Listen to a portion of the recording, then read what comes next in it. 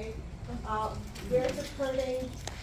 Where's the pain, how bad it is, quality, is it sharp, dull, burning, throbbing, aching, okay? Onset, when did it start, okay? For how long it's been going on, okay? Is it continuous, it is intermittent, okay? Aggravating, what brings on the pain, what makes your pain worse? Relieving factors, what makes your pain better, okay? So we want to, when we're assessing, we want to assess all these factors. Effects of pain on your function and quality of life, how this pain is affecting your day-to-day life, okay? What kind of hindrance? Comfort, function, outcomes, so then you want to do your outcomes, you know, and any other pertinent information. So over here, I would say like what kind of work they do. True or false, pain is not a result of aging. True. But again, your older generation is more prone to pain. Why? No one takes care of themselves anymore. Okay, that's That's true. deterioration. Pardon me? Body parts deteriorating. Yes, Yeah. yes. Deterioration of the human. Psychosocial assessment. So pain is just not physical, okay? As we talked, like, you know, pain is physical, it affects your physical health, it affects your social, emotional health. Pain holds unique meaning for the person experiencing it. Everybody has their own perception for pain, okay? How I perceive pain, maybe the way Chris perceives pain is completely different. So Chris cannot convince me like this is what pain should be, and I cannot convince Chris like, you know, this is what pain should be, okay? Because we all have our own perception when it comes to pain, okay? Remain objective, advocate for pain control. So right here, remain unbiased, okay? Just because your patient looks different doesn't mean they're exaggerating their pain or they're drug seeking, okay? Remain very, very unbiased, okay? Do your investigation, implement the PQRST, okay? Refer for resources such as 10-step program from patient to person as needed. Okay, read your textbook on the 10-step program. Assessment challenges. What are the challenges when we're assessing for pain? So patients who cannot self-report pain are at high risk for underrated pain. Okay, so like your comatose patient, your cognitively impaired patients, okay? Then we have checklists for nonverbal pain indicators tested for use in acute setting delirium if your patient is confused. We can implement. Pain assessment is in advanced dementia scale, tested in patient for severe dementia. So we are looking at alteration in their mental status, their mentation. So drug interventions, multimodal analgesia, use of 2+ drugs, so like opioid plus non-opioid, multiple routes for administration. So let's say you're doing your opioids IV because that's like a fast acting and it takes effect like faster and, you know, within seconds or minutes compared to the oral analgesia. And then we can do like maybe Tylenol, Tylenol, okay? Or like subacute modality for pain infections, intranasal or submucosal, and around the clock dosing, APC and PRN. Around the clock dosing, like say if your patient is on scheduled pain medication, like every 6 hours your patient should get Tylenol, 650 of Tylenol every 6 hours. But again, like with Tylenol, we want to make sure we do not want to exceed the 36 milligrams of, like, you know, 3,000 to 36 milligrams of threshold because it is hepatotoxic. Okay, PRN as needed. So your as needed medications, most of the time they're your opioids. Okay, your oxys, Dilaudid, Norcos, and patient-controlled analgesia. So this is your PCA. Do we have more? So with the PCA, who controls this?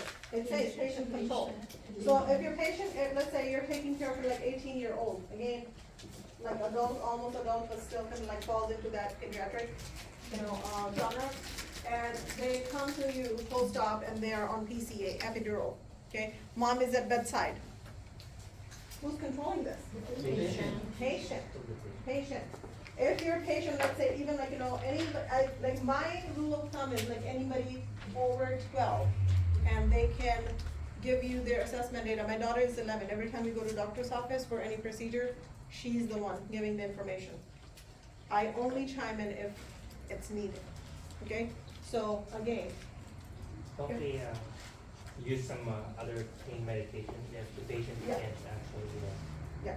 So anybody who cannot control this, any patient who cannot control this PCA is not going to get it.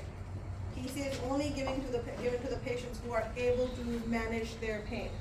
Okay, let's say every 6 minutes I can press this button and it will deliver morphine, a dose of morphine.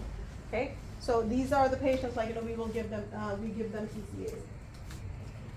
3 main analgesic groups: non-opioid, these are your acetaminophen, your NSAIDs.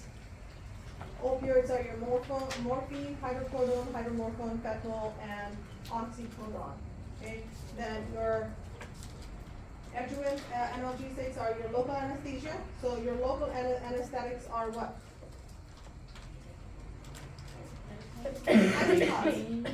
Icy hots, fentanyl patches, lidocaine patches. Okay, they're like right on the site. Okay, muscle relaxants. Give me an example of muscle relaxant. Flexeril. Anticonvulsants. These are like, seizure medications, but there are other uses for the pain. Gabapentin. What else? Lyrica. Yeah. And antidepressants They give baclofen for everything. for the muscle spasms. That's, These, What doesn't help. so antidepressants. these affects Yep. Antidepressant, Okay. Non-opioids, your Tylenol, monitor patients taking Tylenol for the liver toxicity, hepatotoxicity, because it metabolizes through the liver, okay? So the overuse of Tylenol, we're concerned right here, even if it's like non-opioid, but then we don't want to kill, we don't want to chop their liver. Reduced daily dose may be appropriate for older adults or like long-term therapy. NSAIDs. So gastric side effects, your patient is at risk for GI bleed because it can irritate, it can like react with your bile or your gastric acid and then can irritate the lining of your stomach and cause bleed, okay? Like ibuprofen gets metabolized through what? Kidney, so we're looking at the renal function. So like for the NSAIDs, look for the GI and the renal functions, okay? Analgesic by classification, opioid analgesics, like, full oral glue, agonists, pronounce this word for me, please. Agonist. Morphine, fentanyl, hydromorphone, oxycodone, and hydrocodone mixed, are your, what is this? I'm sorry, guys. Okay, and partials are, like, you don't have to remember all these classes just to know your opioid. Like, there are different tiers for pain control, like opioids, non-opioids, and anything that is kind of like, adjunct to the opioids and non-opioids, okay? And antagonist is Narcan, okay? So if, let's say you're taking care of a post-op patient, they come to you post-anesthesia, they're on PCA. What are some of the signs and symptoms they will be manifesting that is a call for Narcan, that I need to Narcan my patient? Respiratory, depression, what else? Pupil constriction, what else? Yeah, over sedation. So we want to make sure, like, when to reverse those pain medications. Think about those side effects of all these pain medications, like the overdose, okay? Appropriate opioid analgesics titration, when we're talking about titration, okay? If your patient is like post-op patients, their opioid intake is higher, okay? On day 1 or maybe on day 2, but then our goal is to titrate them down every single day, okay? Our goal is to have them go home on non-opioid medication. They're able to control their pain with, let's say, Tylenol or ibuprofen, whatever is appropriate for their condition, okay? Or maybe like occasional narcotic, like maybe like oxy as needed, you know, maybe every 24 hours or not. Carefully assess older adults to avoid untreated pain, okay? So our older adults, like, you know, we assess them like, you know, more for the pain, and then if their pain is being untreated. Physical dependence, tolerance and addiction. Please go over these signs and symptoms of tolerance and addiction. Opioid naive and opioid tolerant. What is the difference? Naive. And then someone that's not. So naive is a person who just started taking opioids and then they become tolerant to the effects, okay? And tolerant is the person who has taken an opioid for long enough at doses high enough to develop tolerance to many of the effects, okay?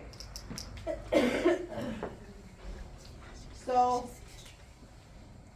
this means approximately the same as pain relief, okay? I'm not going to test you on this, but then you want to know this is the equilibrium between pain and pain control.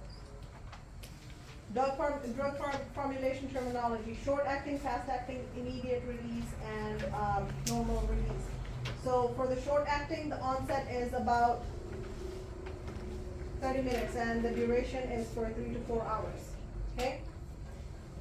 Your modified release or extended release ones or sustained release, they relieve pain for a prolonged period of time, okay? Do not crush, break, or have patients chew. So let's say you're looking at a pill, okay, a tablet. How do you know if you can cut this pill? If they're scored, you can cut them or crush them. If they're like not scored, do not cut them or crush them, okay? So long-acting medications, drugs with long half-life. You're not going to go deep into the pharmacology here. Just get familiar with your selective opioid analgesics, dual mechanism analgesics, tramadol, opioids to avoid, mepridine and codeine. Okay. So this is your epidural. We all know like what epidural is. Adverse effects of opioid analgesics. This is the main one. Anytime your patient is on pain medication, your nursing assessment should also comprise of this assessment, like, you know, how these opioids are affecting your patient's overall health. Your patient can be constipated, okay? Nauseous. Check for emesis, okay? Pruritus, what does that mean? Sedation. Is your patient like, you know, already sedated? Are they lethargic? Okay, or they're able to, you know, live their day-to-day life, or they're able to like do ADLs. Respiratory depression, okay, less common yet most concerning. So think about your ABCs. Airway comes first, okay? I think I did talk last time. Anytime you are working with a patient and they start bleeding and then they stop breathing, what are we saying first? Bleeding or breathing? Breathing. So respiratory depression. It's less common, but most concerning, especially with those pain medications. Okay? Any adjacent analgesics like anticonvulsants, antidepressants, and we did talk about local and topical. Okay? We don't have to get into the whole schedule one, just kind of get familiar, and I'm pretty sure with the pharmacology we know the basics for the schedule 1, 2, and black labels. Use of placebos and medication or procedure, including surgery, which produces an effect because of its intent. Used as a control in research. Any other use has ethical and legal implications. Violates nurse-patient relationship, deprives patient of appropriate assessment. So with the placebos, we just do not, let's say my patient is I'm concerned my patient is getting dependent on morphine, okay? I tell my doctor, can I give this patient like maybe like a 5 cc's of normal saline and make them think I give you morphine? Can we? Can we? No, we can't. We cannot. We're not holding a test And trial. also, Yeah, so the placebos are only for the research, only for the research, and doctors can't order that too. yes. So no, I mean, they're not. we had a nurse, like we had a traveler nurse, he used to do that. I'm like, yeah, go in there, I just gave him 5 cc's of like saline and the patient is fine. It's like, well, maybe, you know, psychologically you help them, but then that's very unethical. So, don't. Non-pharmacological management appropriate for mild and some moderate intensity of pain should complement, but not replace, okay? So when we talk about non-pharmacological management, they just kind of complement and supplement the pharmacological interventions, okay? But they are not going to substitute or replace, okay? Physical modalities and cognitive behavioral strategies. Physical modalities, physical therapy, occupational therapy, we talked about it, aquatherapy. Functional restoration, that is your OT, acupressure, low impact exercises such as walking or yoga, and your tents, okay? Your cognitive behavioral strategies, prayer, relaxation, breathing, artwork, that is, to me, that's kind of like all comes into distraction, okay? You're distracting them from pain. Reading, watching televisions, mindfulness, meditation, guided imagery, hypnosis, biofeedback, and virtual reality. So when we are transitioning these patients from one area to another or to home, so home care management, we want to prevent fatigue, okay? Home infusion therapy programs, not every patient goes home with pain management, like IV pain management. In very, very, very like few cases, like, you know, if your patient is, like, they have a severe case of cancer, or they have some sort of, like, you know, like a neurological disorder where their pain cannot be managed with oral medications or whatnot, okay? Self-management education, okay? So when you're discharging your patient, so when does the discharge education start? When you admit them. On admission. So we are educating our patients on their pain medication regime, okay? Pain control regime, the moment we admit them, okay?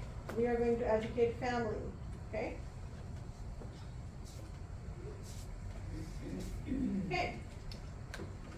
Patient is receiving the first oral dose of an opioid analgesic for chronic pain. Which additional drug does the nurse anticipate will be prescribed? See, What? Over constipation. Yes. Which patient does the nurse recognize that would benefit most from the use of a patient-controlled analgesia pump?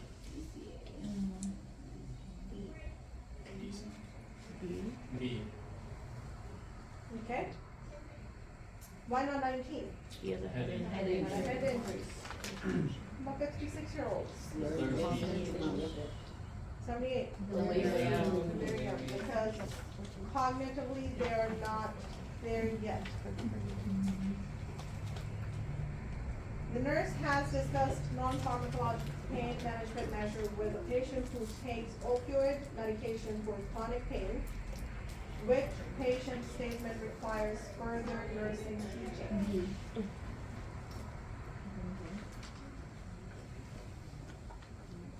Reading should be used in place of drug therapy. We do not replace. Non-pharmacological interventions never replace the pharmacological intervention.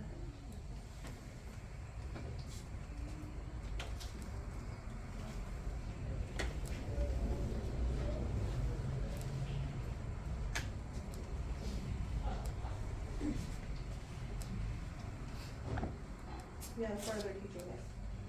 Okay, I'm not doing my dissection of my question here. Further, yes, the wrong answer. The nurse is preparing to discharge a client who has been prescribed an opioid analgesic after knee replacement surgery. What teaching will the nurse provide? B.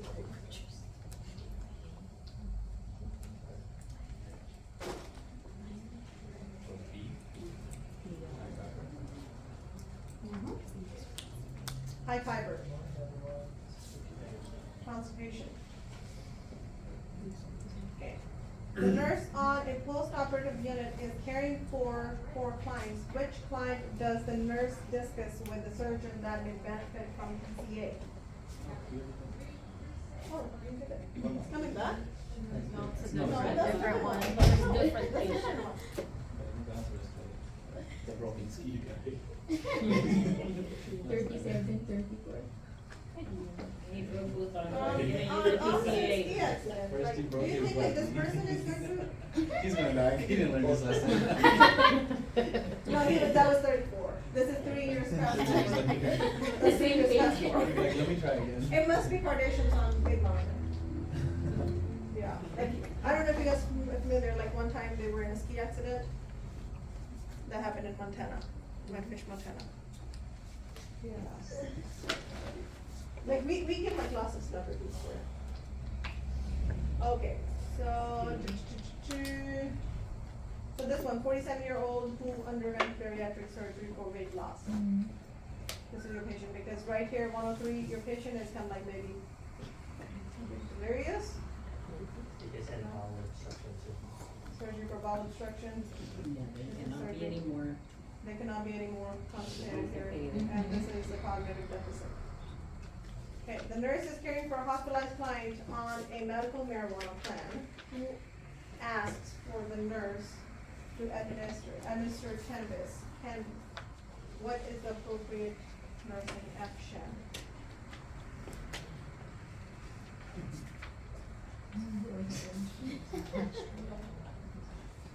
I mean, I would think C. Is B the right answer? Yeah. B? Yeah. Word? Your patient can do their own cannabis administration. So this is the Yeah. So like not every nurse is going to get cannabis. Big up Okay. your arms. Nah, like, let me come with you, my boy. Take care of it together.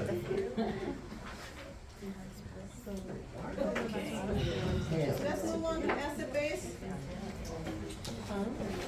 You're on schedule, 36 minutes.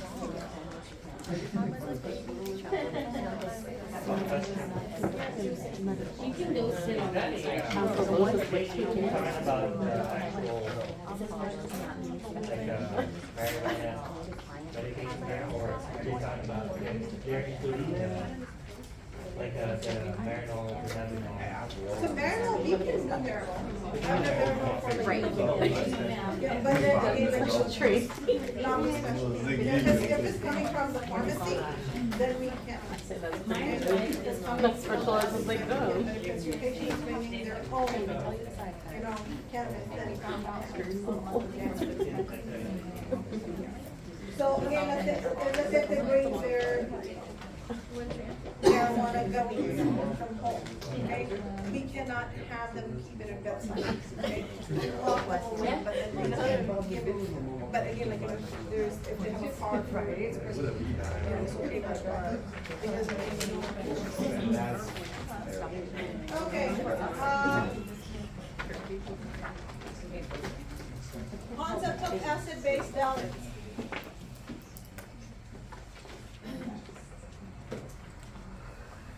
Whose favorite subject is this?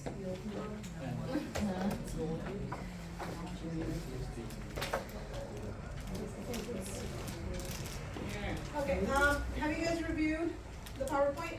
Yeah. Okay, I'm not planning to do the PowerPoint.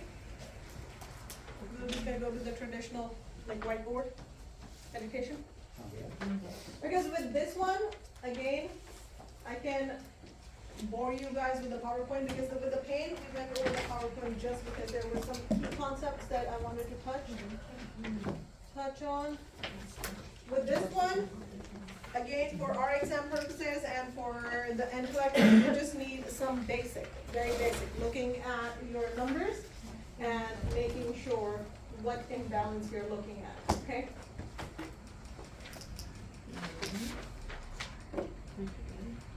There are like, what, 48 slides? Oh, Lord. Yeah. So I read the chapters, I read this chapter, guys, from your textbook, and then I came up with like a 7-page note. So let's do that. I think which is like more cleaner, more clean.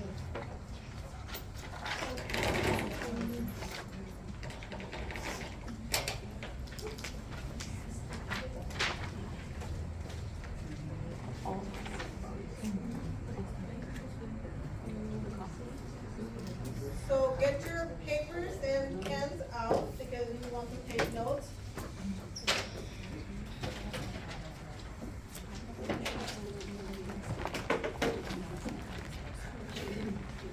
I'm just going to write some numbers here. Make sure you remember those numbers.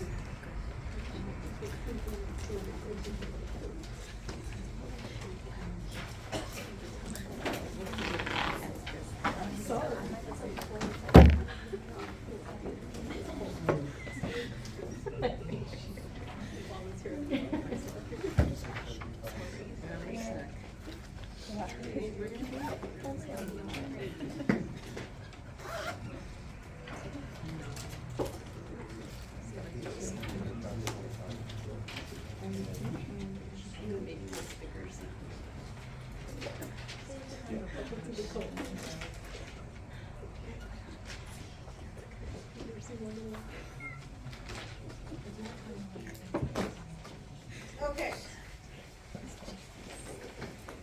Let's check your basic knowledge. What is pH? What does that indicate? Acidosis or osmosis?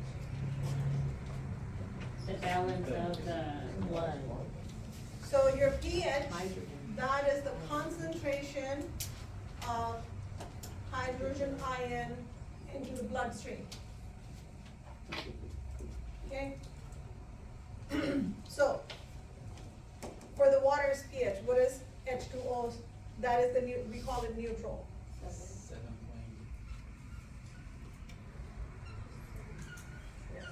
point. That is the water's pH, okay? We consider this neutral, okay? But this is the normal range, and we want our blood to have the hydrogen ion concentration within this number, okay? Anytime it goes below 7.35, what does that mean? Acidosis. Okay, it means the concentration of hydrogen ion is increased, okay? Anytime this number goes above 7.45, it's alkalotic. It means there's like not enough hydrogen ion in your blood, okay? So this is your indicator. Okay, when you're looking at, is it metabolic, or, is it acidosis, or is it alkalosis? This is the number you're going to look for. Make sense? Okay, so is it metabolic acidosis? If this number is low, then yes, it's a metabolic acidosis. If your bicarb is indicating alkalosis, then you want to make sure your pH is above. Okay? So now, partial pressure arterial carbon dioxide. What does that represent in your body? Respiratory. CO2 in your blood, and that is related to respiratory, okay? And you will kind of dig deeper, like, with these numbers, when they go up or down. Bicarb, what is bicarb? Base. Base, it's a buffer. Okay, so anybody with a background in chemistry major? Right. No? Not So, even in my dreams, like well, I have a degree in, I do have a degree in chemistry, but I, that's why you like this on the book. no, that was like 25 years ago, I never used it. Okay, so your bicarb is your base, okay? This helps buffer your pH, your hydrogen ion, okay? So, but this one takes, if the pH comes down, the concentration is higher, it's acidic, the base will take hydrogen ion and then try to make it equal, get compensated. Oh. Okay. If the bicarb goes down, then again, it takes to equalize. Does that make sense? This is the buffer, this is to help neutralize and bring this pH back So to the the normal. situation is acidic, the hydrogen. Yes, so your bicarb is always taking hydrogen from your, pH, from your bloodstream. Okay, now let's dig deeper. This is for the respiratory, this is for the GI. Okay, your bicarb is going to represent your GI or your metabolic. Any questions so far?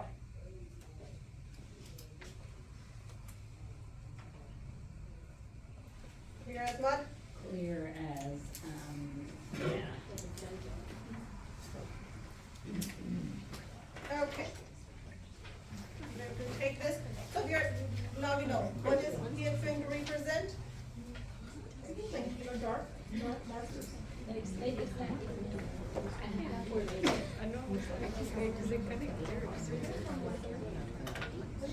That's why G sits here, it's not like the radio, I'm on the That's a fun.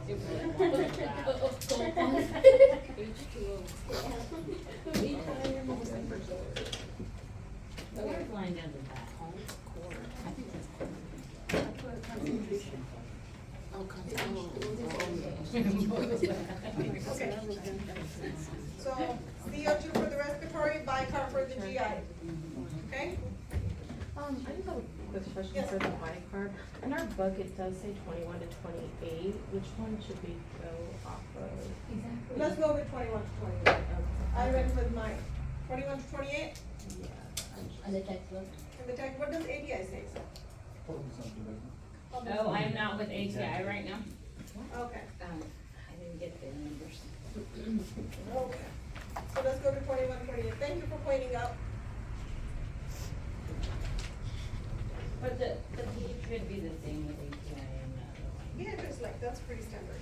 Yeah. Okay, just remember, like, you know, the neutral, the most neutral is water's pH, which is 7.4. Okay? So I will be kind of like reading off my notes, guys, because I cannot remember gazillions of pages from the book. Okay?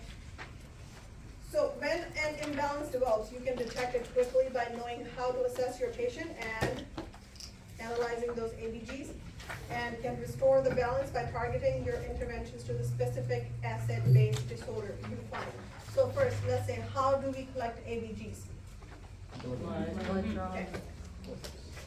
So diagnostic, ABG, okay, collect, how do we collect? Blood draw, arterial blood draw. Okay. How do we draw arterial blood for ABGs? I demonstrated on Como last week. Talent test, anybody wants to come and then I can demonstrate? Sure. Okay. Are So, you looking at me so that I can so in most, volunteer? not every nurse can draw ABGs. You have to be trained and then you have to be checked off on your competencies. So the hospital I come from, either critical care nurse, ER nurse, which is kind of like checked off on the competency, or the respiratory therapist. Mostly it kind of falls into respiratory therapies bucket to draw the ABGs, okay? Just know like what the ABG kit looks like. If you're working on a med-surg floor, rehab, SNF, and then your patient is going down, like not all the SNFs are attached to the hospital. But like, you know, like let's say rehab or med-surg floor, just know like what that ABG kit looks like. If you're in a situation where your patient coded, or we have called the RRT or the rapid response team, they will be checking everything. So if they will tell you, like, come on, go get me ABG kit, you need to know what that kit looks like and where to find it, okay? So for the patient, we will have them make a fist, okay? Then you will occlude their radial artery and their ulnar artery, okay? We have occluded it. Now, I will let go of the ulnar artery, sorry, it's painful, yes. And we want to look for the blood return. If the blood return, the cap refill is less than 3 seconds, it means she has a good perfusion. If I will poke this radial artery to collect the sample, we are not disrupting the perfusion to her hand. Make sense? So we always do this test before we collect the sample, sorry. Oh, you're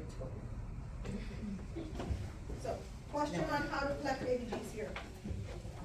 call it Allen test.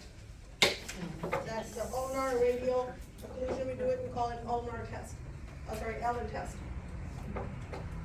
So what could go wrong here? Okay, complications. No, I mean like with the sample. Contaminate. First, maybe instead of poking the artery, you even venous. What's the next one?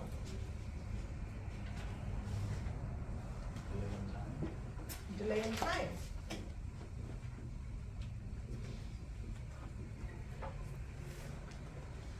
Third, The respiratory therapists always go and check to see if there's some, they check like their. we check their, capnography, we check their CO2s. Yeah, and their oxygen levels. But like you're talking about the ABGs here. Not enough. Air bubbles. In the sample. What else?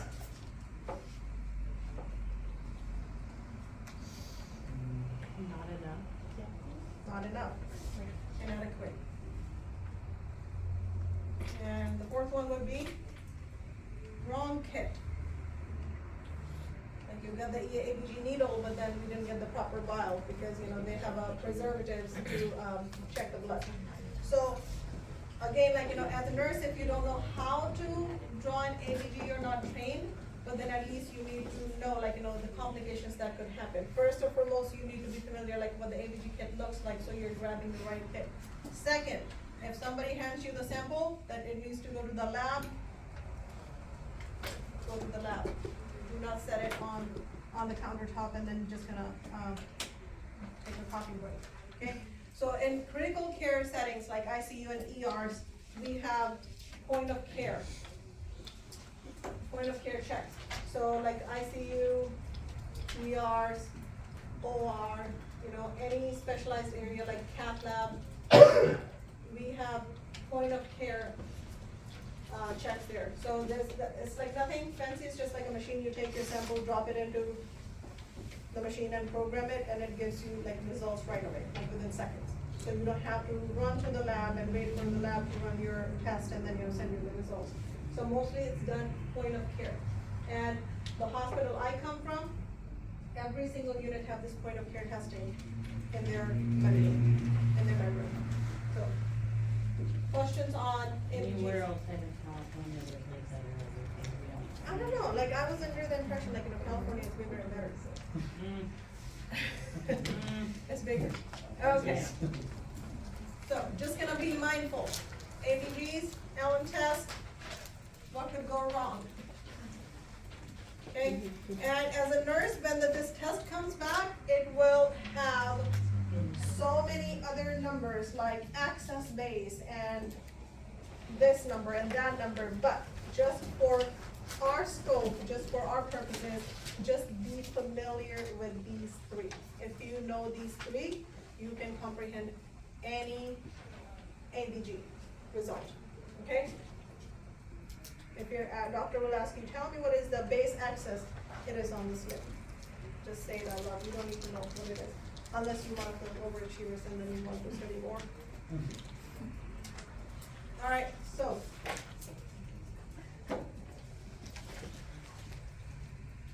there are three regulating systems to maintain the body's pH, chemical buffers, okay, which is your bicarb, your respiratory, and the renal. How's the renal? Renal compensates for respiratory, metabolic. So how does renal compensates for metabolic? It reabsorbs the bicarb It reabsorbs the bicarb. and dumps the hydrogen ions back to the liver. If your patient has end-stage renal disease, what happens? So now your renal cannot compensate. Good job. Your renal cannot compensate, okay? Might be a test questions on that. I'm not giving you the values. Okay, but then again, just you need to know, like renal like any chronic renal issues, like end-stage renal, chronic kidney failure, if your patient goes into this ABD limbo, your renal is not going to compensate, okay? Your CO2 compensation happens within minutes, okay? If something happens, the CO2 will start compensating within minutes, okay? But for renal, it takes like at least 24 hours to kick in. It's okay? slower. It's very slow, it's very slow, okay? So the second line of defense against acid balance is respiratory system, which is your CO2. Anybody wants to talk about like how is this your defense system?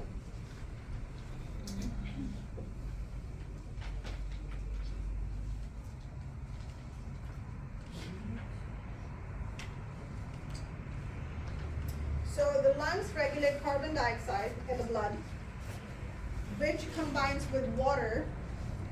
So this is your CO2, let's go back to our chemistry. Which yields what? Which your carbonic acid. What is carbonic acid? What does that look like? So you have two hydrogen ions and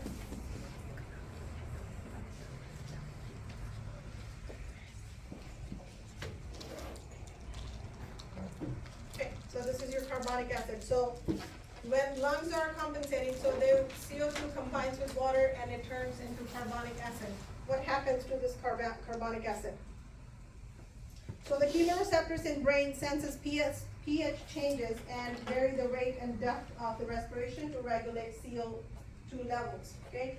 Faster, deeper breathing eliminates CO2, okay? So the hyperventilation eliminates CO2, but then just be mindful for a short period of time. If the hyperventilation prolongs, it will start, your patient will start retaining, okay? So with the hyperventilation, just be mindful of that, okay? So if the pH goes up and there's like loss of carbonic acid, your patient will have hyperventilation. What are the symptoms? So the rate and the depth of the it's like faster, deeper breathing, and that will eliminate CO2 from the lungs, and less carbonic acid is formed, so the pH rises, okay? So now we are blowing off CO2. We are taking this out of the picture, okay? What happens? Oh, wait a second. You said, so the CO2 increases? CO2 decreases. Oh, CO2 decreases. We're kind of like blowing off. But if the hyperventilation prolongs, okay, it stays like, you know, it's going on for a while, then at some point, like, you know, your patient will start retaining the CO2. Because they're like, if they're not taking O2 inside, with the hyperventilation, they're like not able to exhale CO2 all the way, okay? But at this point, they are getting rid of CO2. The CO2 is coming down, therefore, the hydrogen concentration in blood is coming down, so the pH is goes up. goes up. So we are kind of coming out of the respiratory acidosis here, okay? So the partial pressure CO2 level reflects the level of carbon dioxide in the blood. So the normal levels are 35 to 45, okay? The higher CO2 level indicates hypoventilation from shallow breathing, okay? Respiratory depression, okay, where your patient is like not breathing adequately, okay? They have a shallow breathing. What they're doing, they're building this CO2. They're building this CO2. So when they're building up the CO2, what is happening? We are increasing this carbonic, the pH. We are like increasing the hydrogen ion concentration in the blood. Okay? So your patient is going to go into what? Respiratory acidosis. Respiratory acidosis. Okay. Then the renal, so compensating for imbalance, the two disorders of acid-base balance are acidosis and alkalosis. Okay, in acidosis, the blood has too much acid. In alkalosis, the blood has too much base. So the hydrogen comes down and your bicarb, your base goes up in an alkalosis. Okay?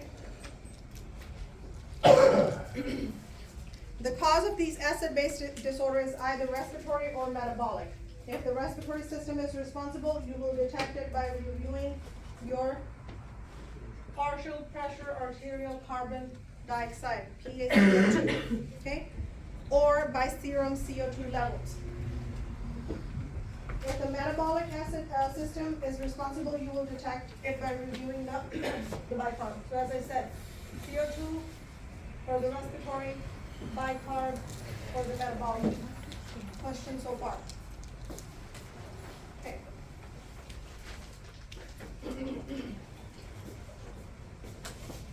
So now let's talk about the acidosis, hypoventilation here.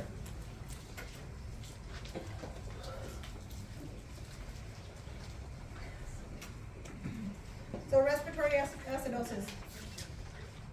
Do we have this better A darker markers? pen. Do we have some, no, I don't know, like, you know, there's a green and a black and then both. they're I'm not like- shy, can I go next door and tell them that we need to have them? I'll take them for the team. Thank you. They're all Unitex, we need enough money, they need it. Exactly. Thank you for advocating for yourself. I like that. Now let's talk about respiratory acidosis first. What is happening here? Hypoventilation. Hypoventilation. Shallow breathing. Signs and symptoms of hypoventilation. Low respiratory rate. Okay? So Got you. I did talk about The new one. the respiratory acidosis briefly. Who wants to elaborate on this one? Let's take a Milka. Respiratory acidosis. Hypoventilation is happening, so it's a shallow breathing, low respiratory rate. Maybe your patient is on narcotics. Okay? What is happening here? Your CO2 is in The pH level. Your CO2 is going up. So when your CO2 is going up, what is happening? Acidosis, okay? Because the CO2 is going to plus with what, water, and it's going to yield what? So your pH levels to decrease. Yes, it's going to give you a carbonic acid. It means the hydrogen concentration will increase in the blood, therefore, like, you know, it's kind of like opposite. If it increases, we get the lower number, okay? So your pH will go down. It will go to the acidic level because we have too much acid, okay? So your respiratory acidosis is happening here. Okay. Question on respiratory acidosis. Anybody? Are we clear on acidosis? Put your cell phone away, please. Thank you. Could you just repeat about the CO2 and the H2CO3, how they relate? So, kind of going back to the basic chemistry. So when we have carbon dioxide reacts with water, so we have what? Two molecules of carbon dioxide here, and then we have 2 molecules of hydrogen, and then we have oxygen. So then we have 2 hydrogen molecules, and then 3 of the carbon dioxide or carbon monoxide here, in this case, CO3. So this is your carbonic acid. So when there's too much CO2 in the blood, okay? It makes carbonic acid. It means the acidity of your blood is higher. The pH is lower. That's kind of like counter. When the acidity goes up, the pH comes down. Make sense? Is the respiratory and the metabolic simultaneously happening? In some cases, but like, let's kind of talk about one at a time. One at a time. It's So are on we page- clear on acidosis here? It's on page 263 also. 263, okay. So now let's talk about the alkalosis, and later we will talk about the signs and symptoms for each. Alkalosis. What is happening here? Hyperventilation. Hyperventilation. Signs and symptoms of hyperventilation, what your patient is manifesting. Increased what? Respiratory. Okay, so what is happening here? They are Losing too much CO2? losing CO2. When they're losing CO2, CO2, what is happening? The base is kicking in, is buffering, and then the hydrogen ion is coming down. Okay, so when the hydrogen concentration comes down, if you're not making the carbonic acid here, now your pH is going up. pH is going up, it's becoming alkalotic. So, for the acidosis right here, so now let's talk about the signs and symptoms of respiratory acidosis. They will come handy for your NCLEX and for your exam.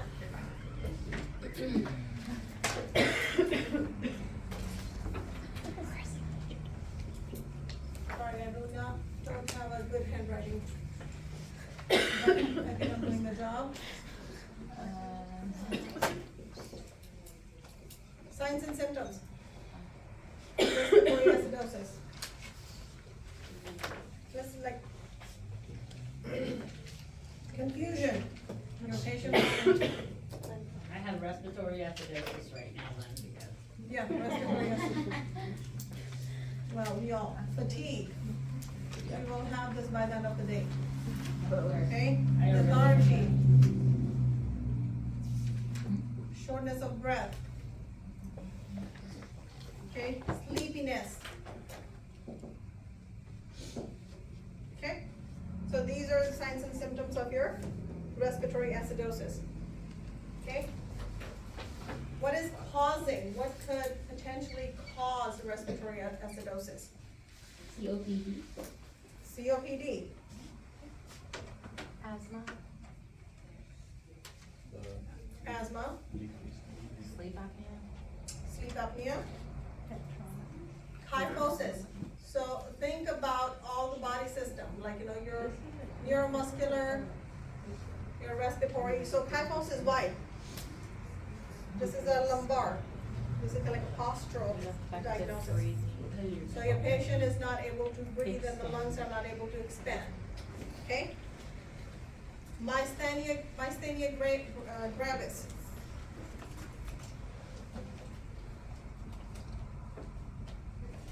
Okay? GV. Guillain-Barré syndrome.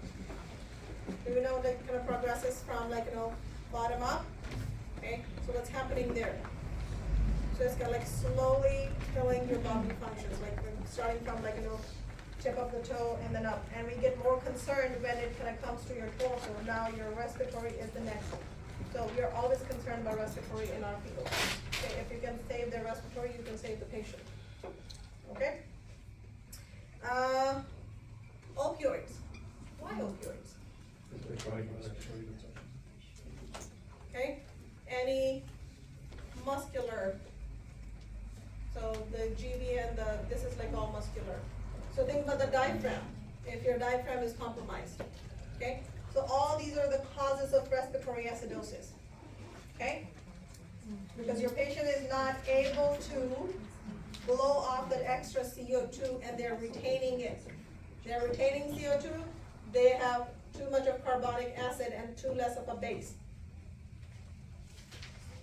Okay, now move on to alkalosis. Causes for alkalosis. What could cause alkalosis, respiratory alkalosis? Anxiety. Anxiety is the #1 cause. Yes. Anxiety. What is pain? Increases. Yeah. Your increase in breathing.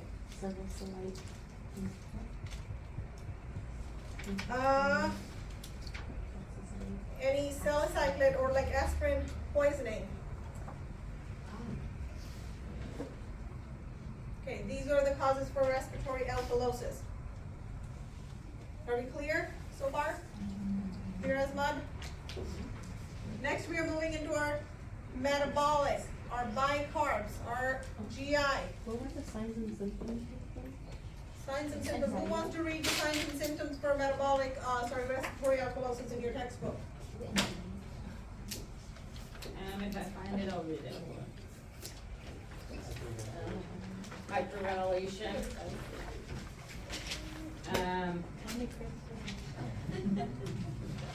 Okay. Just the opposite. The op- Oh.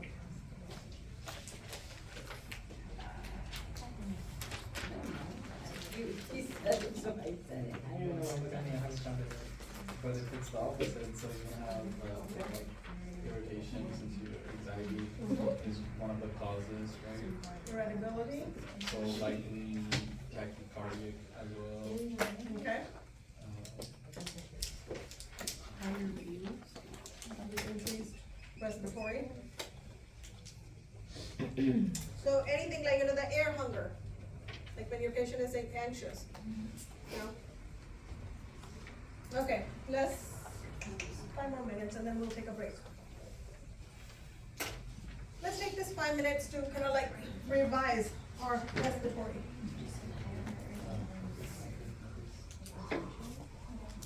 Any question on respiratory alkalosis and respiratory acidosis here?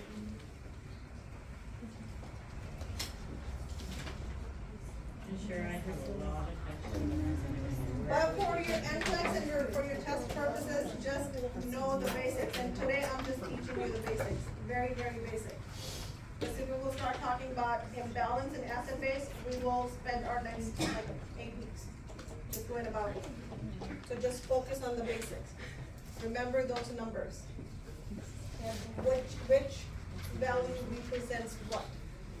And like later we will practice. We will practice. Okay. Okay. Let's talk about metabolic now. What is happening in metabolic acidosis? All this information is in your PowerPoint as well. Diabetic ketoacidosis. Huh? Diabetic ketoacidosis. DKA? Yeah. Okay. So metabolic results from ingestion of an acidic substance or substance that can be metabolized to an acid. Okay? Production of excess acid. And an inability of the kidneys to excrete normal amount of acid. So think about your CKD, ESRD, okay, your renal disorders. Just the okay? increase of base and acid deficit. Yeah, so, let's say, decrease renal function. Okay, causes. That is your CKD, end-stage renal disease, or like maybe acute, at this point, like maybe acute kidney failure. Okay? The next would be, you have lost your base, okay? Dehydration.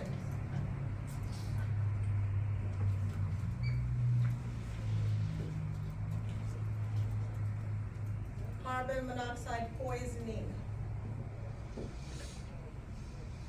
Okay? Alcohol.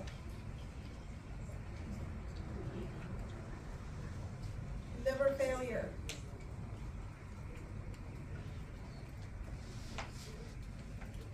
DKA.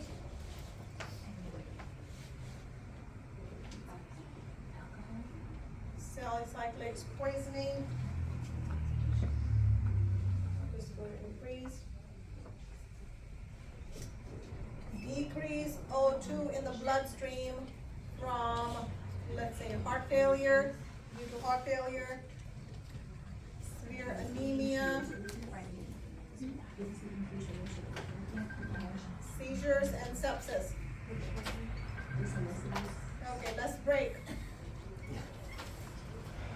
5 minutes. Let's take a 5-minute break.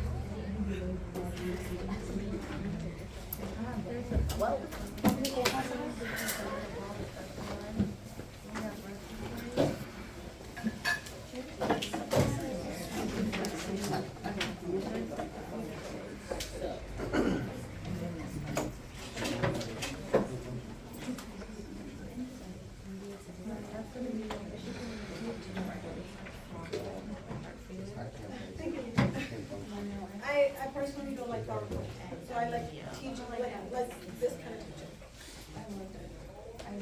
teaching. This is the Sepsis, seizures and sepsis. Okay.